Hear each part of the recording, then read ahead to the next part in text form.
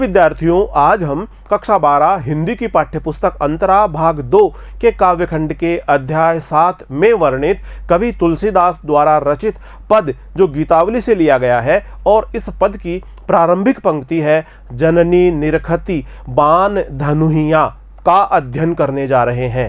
Video भाग 1 में हमने कवि तुलसीदास का परिचय प्राप्त किया है। वीडियो भाग 2 में हमने कवि तुलसीदास द्वारा रचित भरत राम का प्रेम शीर्षक से संबंधित अंश का अध्ययन किया है। आइए आज हम कवि तुलसीदास द्वारा रचित पद जो गीतावली से लिया गया है का अध्ययन करें। गीतावली से ये पद लिया गया है जननी निरखती बान धनुहिया प्रीति सिखीसो। गीतावली के इस पद में राम के वन गमन के बाद माता कौशल्या के हृदय की विरह वेदना का वर्णन किया गया है। माता कौशल्या विरह में बहुत दग्ध हैं, उनका हृदय दुख से भरा हुआ है, विरह की पीड़ा से पीड़ित हैं। वे राम की वस्तुओं को देखकर जैसे ही उनका स्मरण करती है तो बहुत दुखी हो जाती है और उनका हृदय दुख और पीड़ा से भर जाता है। कौशल्या माता पहले की तरह ही राम को जगाने के लिए उनके कक्ष के द्वार पर जाती है।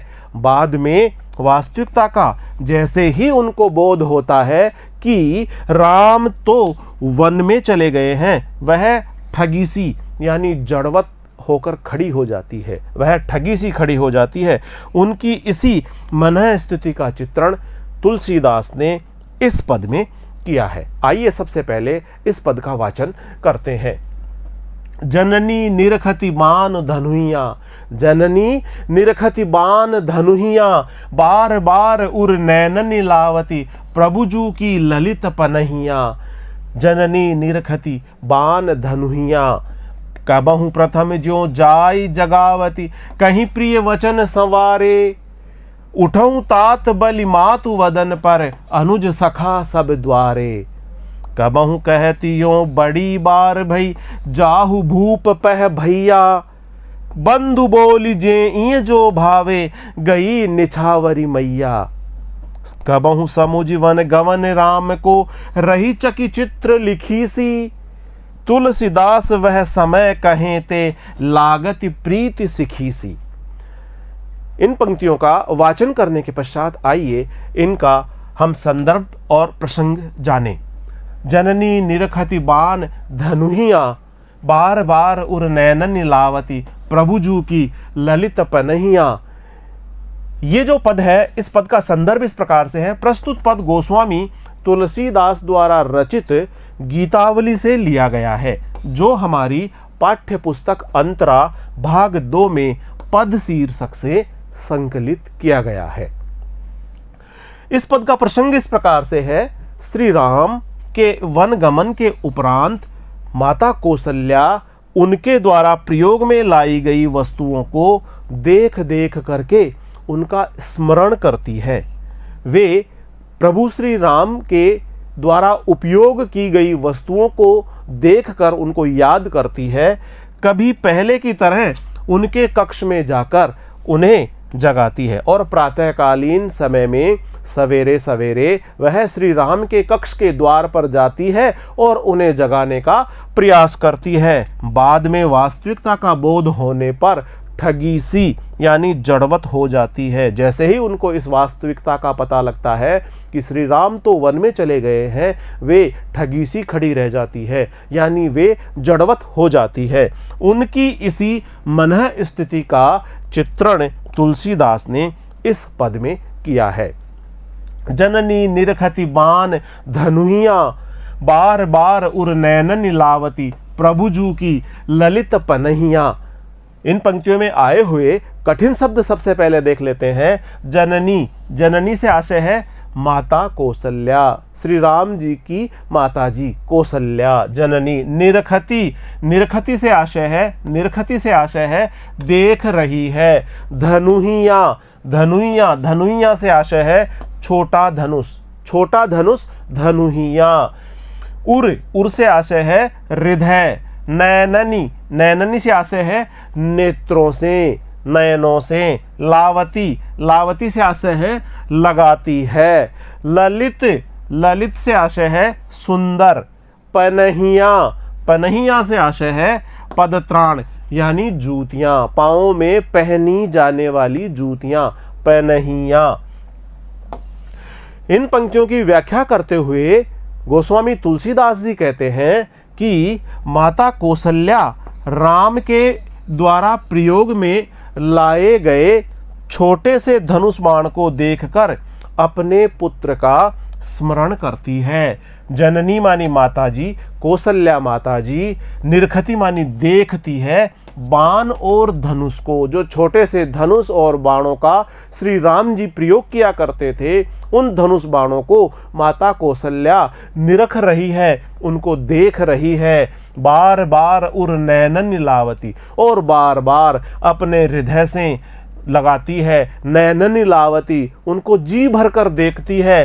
प्रभुजू की, प्रभुजू से आशय है श्री रामचंद्र जी की ललित सुंदर पनहिया जूतियों को, और भगवान श्री रामचंद्र जी द्वारा उपयोग की जाने वाली जूतियों को वे बार बार देखती हैं, स्नेह भाव से देखती है और अपने हृदय से उनको लगा लेती है। बार बार उर नैनन लावती, उनको प्रेम से देखती है और अपने हृदय से उनको लगा लेती है। श्री राम जी द्वारा प्रयोग की गई वस्तुओं को बहुत ही प्रेम भाव से माता कौशल्या देखती है और उन्हें अपने प्रिय पुत्र की वस्तुएं, उपयोग की हुई वस्तुएं जानकर उन्हें अपने हृदय से भी लगा लेती है। माता कौशल्या राम के द्वारा प्रयोग में लाए गए छोटे से धनुष बाण को देखकर अपने पुत्र का स्मरण करती है, जो 14 वर्ष के लिए पिता की आज्ञा से वन में चले गए हैं। माता कैकेयी ने 14 वर्ष का वनवास श्री राम के लिए मांगा, भरत के लिए राज्याभिषेक मांगा। इस प्रकार श्री राम जी 14 वर्ष के लिए पिता की आज्ञा मानकर वन में चले गए हैं। बार बार वे राम की पनहिया यानी राम की जूतियों लेकर बड़े प्रेम से उन्हें कभी आंखों के सामने लाती है, बहुत प्रेम से उनको देखती है, तो कभी स्नेह में भरकर उन जूतियों को अपने हृदय से लगा लेती है। माता कौशल्या अपने पुत्र श्री राम के द्वारा उपयोग की हुई वस्तुओं को बहुत स्नेह के भाव से देखती है, अपने नेत्रों से उनको जी भरकर देखती है और अपने हृदय से लगा लेती है। वे राम की पनहिया जूतियों को बड़े प्रेम से उन्हें कभी अपनी आंखों के सामने लाती है तो कभी स्नेह में भरकर उनको अपने हृदय से लगा लेती है। बार बार उर नैनन लावती, प्रभुजू की ललित पनहिया, कबहु प्रथम ज्यों जाई जगावती, कहीं प्रिय वचन संवारे, उठऊं तात बलि मातु वदन पर, अनुज सखा सब द्वारे। इन पंक्तियों में आए हुए कठिन शब्द इस प्रकार से है। प्रथम ज्यों, प्रथम ज्यों से आशय है पहले की तरह ही, जैसे पहले वैसे ही। संवारे, संवारे, संवारे से आशय है सुबह सवेरे, सुबह सवेरे संवारे। बलि, बलि से आशय है न्योछावर होना, बलिहारी होना, न्योछावर होना। तात, तात से आशय है तात, तात से आशय है पुत्र। वदन, वदन से आशय है मुख। अनुज, अनुज से आशय है छोटे भ्राता, छोटे भाई, छोटे भ्राता।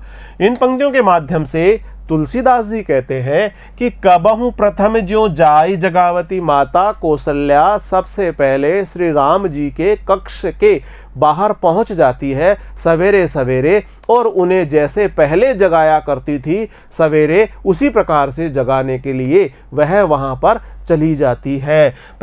कबहु प्रथम ज्यों जाए जगावती, कहीं प्रिय वचन सवारे, और प्रिय वचन बोलती हुई, अपने मधुर वचन बोलती हुई वे श्री राम जी को जगाने का प्रयास करती हैं। माता कौशल्या को कभी कभी ऐसे लगता है कि श्री राम यहाँ अयोध्या में ही हैं, इसलिए पहले की तरह ही सुबह होते ही, सुबह सवेरे ही वह उनके कक्ष में जाकर उन्हें जगाती हुई प्रिय वचन बोलती है। कहीं प्रिय वचन संवारे, सुबह के समय जाकर प्रिय वचन बोलती है, मीठे वचनों में वह उन्हें जगाती है।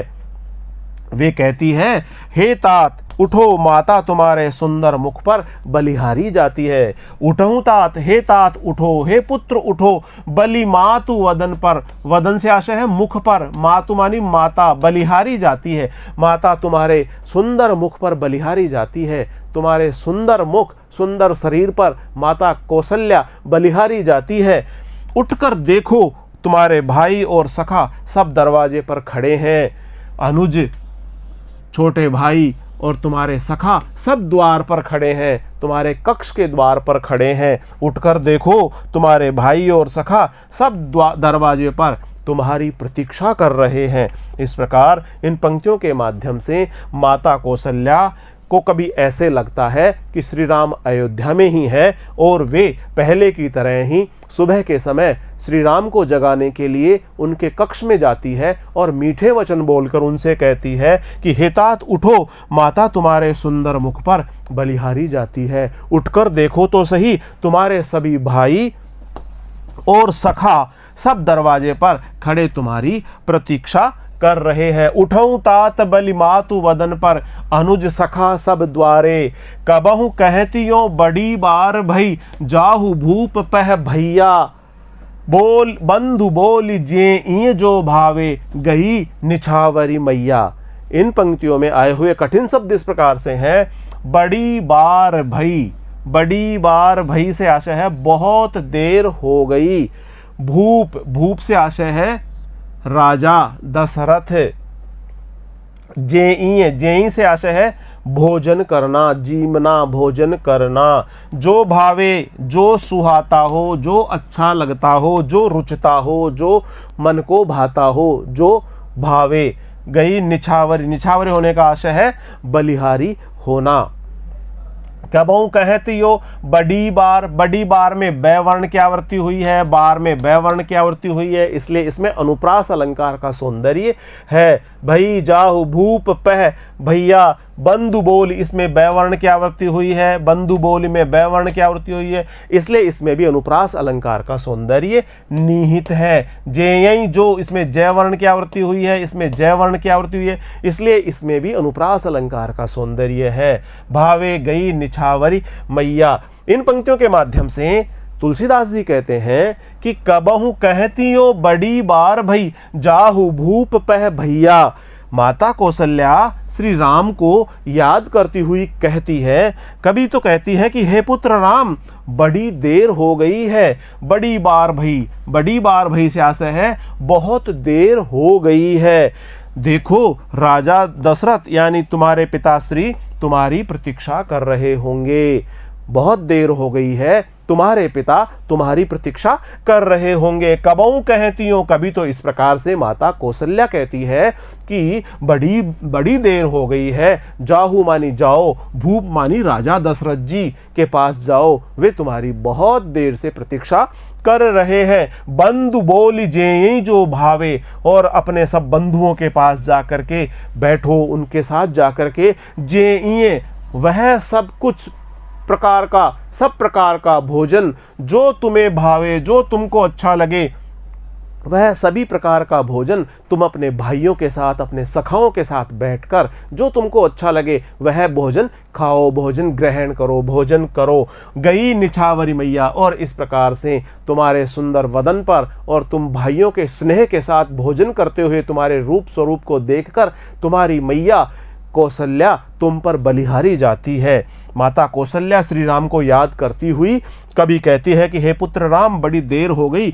देखो, राजा यानी तुम्हारे जो पिताश्री दशरथ जी हैं तुम्हारी प्रतीक्षा कर रहे होंगे। तुम वहां जाओ, भाइयों को बुलाकर उनके साथ जो कुछ तुम्हें अच्छा लगे वह खाओ। बंधु बोल जेई जो भावे, गई निछावरी मैया। माता तुम्हारे निहोरे कर रही है, माता तुम्हारे निहोरे कर रही है। माता कौशल्या कहती है कि मैं तुम्हारे ऊपर स्वयं को निछावर करती हूँ। माता कौशल्या अपने आप को श्री राम पर न्यौछावर कर रही है। बंधु बोल जेई जो भावे, गई निछावरी मैया। कबहु समुझ वन गमन राम को, रही चकी चित्र लिखी सी। तुलसीदास वह समय कहे ते, लागत प्रीति सिखी सी। इन पंक्तियों में आए हुए कठिन शब्द इस प्रकार से है। चकी, चकी से आशय है चकित होना। चित्र लिखी सी, चित्र लिखी सी से आशय है चित्र के जैसी यानी जड़वत, चित्र के जैसी जड़वत होना। सिखी, सिखी से आशय होता है मोरनी, सिखी से आशय है मोरनी। इन पंक्तियों के माध्यम से तुलसीदास जी कहते हैं कि कबहु समुझि वन गमन राम को, रही चकी चित्र लिखी सी। माता कौशल्या की मन की व्यथा, मन की दशा इस प्रकार की है कि माता कौशल्या को फिर अचानक इस बात का ध्यान आता है कि राम यहाँ अयोध्या में नहीं है, वे तो वन में चले गए हैं। सीता जी लक्ष्मण जी के साथ में वे तो वन में चले गए हैं, वे तो लक्ष्मण व सीता सहित वन में चले गए हैं। कबहु समुझि वन गमन राम को, वन गमन किया है राम जी ने। इस बात को ध्यान में रखकर, इस बात को जैसे ही उनके स्मरण में ये बात आती है कि राम जी सीता जी और लक्ष्मण जी के साथ में वन में गमन कर गए हैं, रही चकी, वह चकित हो जाती है। और चित्र लिखी सी, जिस प्रकार कोई चित्र होता है बिल्कुल स्थिर, उसमें किसी प्रकार की कोई गति नहीं होती, कोई भाव नहीं होता, उस प्रकार से वह एकदम स्थिर और जड़वत हो जाती है। चित्र लिखी सी, वह चित्र लिखी सी हो जाती है माता कौशल्या। माता कौशल्या को फिर अचानक इस बात का स्मरण होता है कि राम यहाँ अयोध्या में नहीं है, वे तो लक्ष्मण व सीता सहित वन में चले गए हैं। ऐसा सोचकर वे चकित हो जाती है और चकित होकर चित्र लिखित सी यानी जड़वत हो जाती है। माता कौशल्या, वे से आशय माता कौशल्या चकित हो जाती है और चित्र लिखित सी यानी चित्र के समान वे जड़वत हो जाती हैं। तुलसीदास जी कहते हैं, तुलसीदास वह समय कहे ते लागत प्रीति सिखी सी। तुलसीदास जी इस पंक्ति के माध्यम से कहते हैं कि उस समय माता कौशल्या को का अपने पुत्र के प्रति प्रेम विरह का भाव, अपने हृदय में अपने पुत्र के प्रति वात्सल्य का भाव, प्रेम के विरह का भाव ठीक उस मोरनी की तरह प्रतीत होता है। प्रीति सिखी सी, उस मोरनी की तरह प्रतीत होता है जो मोर की प्रतीक्षा में है और उसके विरह वियोग में रात दिन आंसू बहा रही है। जिस प्रकार मोरनी मोर की प्रतीक्षा में, विरह में उसके लिए दिन रात आंसू बहाती है, उसी प्रकार माता कौशल्या का हृदय भी विरह पीड़ा से जल रहा है। वे भी अपने प्रिय पुत्र श्री राम के वियोग की पीड़ा झेल रही हैं और राम के विरह वियोग की पीड़ा झेलती हुई उनका हृदय भी, उनके नेत्र भी लगातार अश्रु वर्षा कर रहे हैं। जिस प्रकार से मोर की प्रतीक्षा में हो और मोरनी जिस प्रकार मोर की प्रतीक्षा में हो और उसके वियोग में यानी मोर के वियोग में मोरनी रात दिन आंसू बहा रही हो, इस प्रकार माता कौशल्या भी अपने पुत्र के प्रति प्रेम विरह का भाव अभिव्यक्त कर रही है। इस प्रकार माता कौशल्या के हृदय से भी प्रेम का भाव व्यक्त हो रहा है, वात्सल्य प्रेम का भाव व्यक्त हो रहा है, विरह का भाव व्यक्त हो रहा है। कबहु समुझि वन गमन राम को, रही चकी चित्र लिखी सी। तुलसीदास वह समय कहे ते लागति प्रीति सिखी सी। विशेष देख लेते हैं इन पंक्तियों का। पूरे पद में वात्सल्य वियोग की व्यंजना हुई है। कौशल्या उन्माद की दशा को प्राप्त कर चुकी है। कौशल्या का प्रिय पुत्र लक्ष्मण जी और सीता सहित वन गमन कर गए हैं। विरह पीड़ा में माता कौशल्या उन्माद की दशा को प्राप्त कर चुकी है। श्री राम की वस्तुएं देखकर उनका स्मरण करने से उनका वात्सल्य विरह उद्दीप्त हो रहा है। प्रीति सिखी सी तथा चित्र लिखी सी में उपमा अलंकार है। चित्र लिखी सी, चित्र के जैसी, इसमें उपमा अलंकार है। प्रीति सिखी सी, प्रीति मानी प्रीति करना, सिखी सी यानी मोरनी की जैसी प्रीति करना। जिस प्रकार मोर के विरह में पीड़ित होकर मोरनी लगातार आंसू बहाती है, उस प्रकार तो इसमें भी उपमा अलंकार का सौंदर्य निहित है। इस पद में कई स्थानों पर अनुप्रास अलंकार का सौंदर्य भी निहित है। ब्रज भाषा का प्रयोग हुआ है। गेय पद छंद में इसकी रचना हुई है। प्रिय विद्यार्थियों, आज हमने कवि तुलसीदास द्वारा रचित पद जो गीतावली से लिया गया है, जिसकी प्रथम पंक्ति है, जननी निरखति बान धनुइया का बहुत अच्छी तरह से अध्ययन किया है। अगले वीडियो में हम तुलसीदास द्वारा रचित पद जो गीतावली से लिया गया है, जिसकी प्रारंभिक पंक्ति है राघो एक बार फिर आओ, से संबंधित वीडियो लेकर शीघ्र ही हम आपके समक्ष उपस्थित होंगे। तब तक नमस्कार।